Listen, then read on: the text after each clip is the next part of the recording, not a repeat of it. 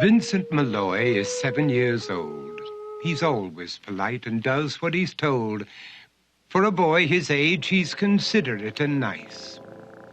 But he wants to be just like Vincent Price.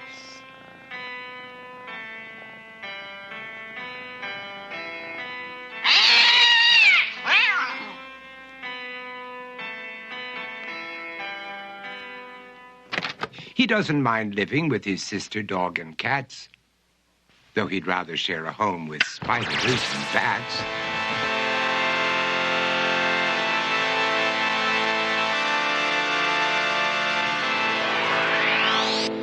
There he could reflect on the horrors he's invented and wander dark hallways alone and tormented.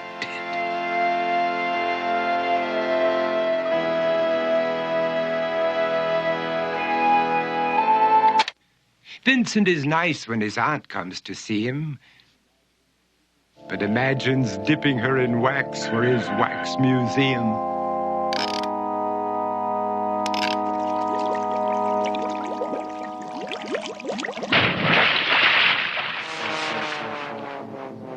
He likes to experiment on his dog, Abercrombie, in the hopes of creating a horrible zombie. So he and his horrible zombie dog could go searching for victims in the London fog. His thoughts, though, aren't only of ghoulish crime. He likes to paint and read to pass some of the time. While other kids read books like Go, Jane, Go, Vincent's favorite author is Edgar Allan Poe. One night, while reading a gruesome tale, he read a passage that made him turn pale. Such horrible news he could not survive, for his beautiful wife had been buried alive.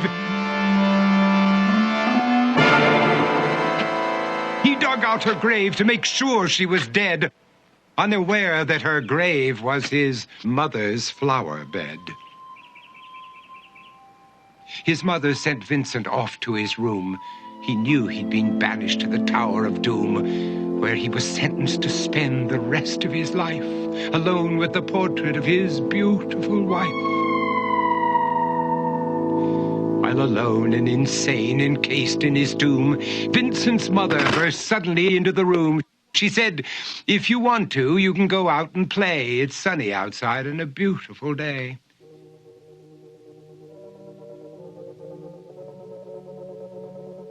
Vincent tried to talk, but he just couldn't speak. The years of isolation had made him quite weak. So he took out some paper and scrawled with a pen, "I am possessed by this house and can never leave it again." His mother said, "You're not possessed and you're not almost dead. These games that you play are all in your head. You're not Vincent Price, you're Vincent Malloy. You're not tormented or insane, you're just a young boy. You're 7 years old and you are my son. I want you to get outside and have some real fun." Her anger now spent, she walked out through the hall. And while Vincent backed slowly against the wall, the room started to sway, to shiver and creak. His horrid insanity had reached its peak.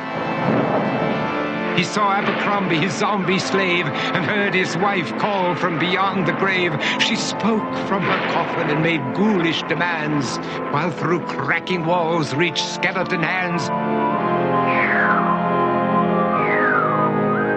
Every horror in his life that had crept through his dreams swept his mad laughter to terrified screams. To escape the madness, he reached for the door, but fell limp and lifeless down on the floor. His voice was soft and very slow as he quoted The Raven from Edgar Allan Poe. "And my soul from out that shadow that lies floating on the floor shall be lifted nevermore."